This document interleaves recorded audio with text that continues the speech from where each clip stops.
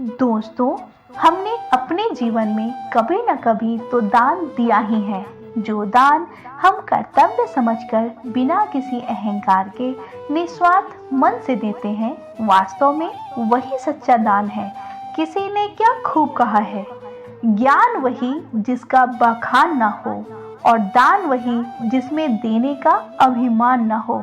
आइए अब मैं आपको एक छोटी सी कहानी सुनाती हूँ।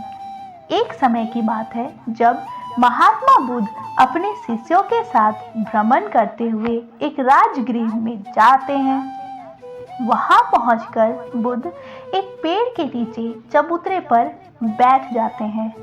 लोगों को जब यह पता चला कि स्वयं बुद्ध आए हैं तो सभी अपने अपने सामर्थ्य के अनुसार उन्हें भेंट देने की योजना बनाने लगते हैं।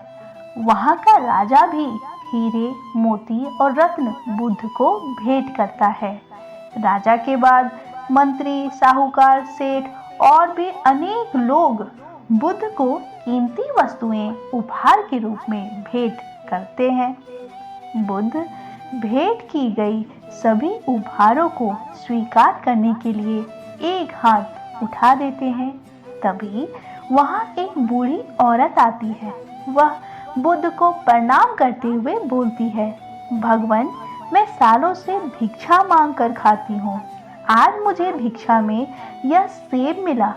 जिस समय मुझे आपके आने का समाचार मिला, उस समय तक मैं यह सेब आधा खा चुकी थी। मेरे पास आपको देने के लिए इस जूठे फल के अलावा और कुछ भी नहीं है। क्या आप मेरी भेंट स्वीकार करेंगे? महात्मा बुद्ध अपने आसन से उठकर उस बूढ़ी महिला के पास जाते हैं और अपनी दोनों हथेलियों को सामने कर उस जूठे फल को खुशी से स्वीकार कर लेते हैं। यह देखकर वहां के उपस्थित सभी लोग चकित रह जाते हैं। राजा यह देखकर महात्मा बुद्ध से पूछता है, भगवान, क्षमा करें, एक प्रश्न पूछना चाहता हूँ। मैं और यहाँ उपस्थित अनेक लोगों ने आपको कीमती और बड़े से बड़े उपहार भेंट किया। तब तो आपने सिर्फ एक हाथ उठाकर स्वीकार किया, लेकिन उस बूढ़ी औरत द्वारा दिए गए जूठे फल को आपने दोनों हाथों से ले लिया। ऐसा क्यों? यह सुनकर बुद्ध मुस्कुराए और बोले, राजन, आप सबने जो मुझे भेंट दिया वह सब आपकी संपत्ति का कुछ ही अंश था और उसके बदले में आपके मन में अहंकार भी था। लेकिन उस बूढ़ी महिला ने अपने जीवन का समस्त पूंजी ही मुझे दे दिया।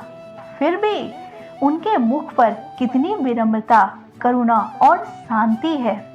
यह सुनते ही सभी लोगों को अपनी भूल का पछतावा होने लगा। वे बुद्ध से क्षमा मांगते हैं।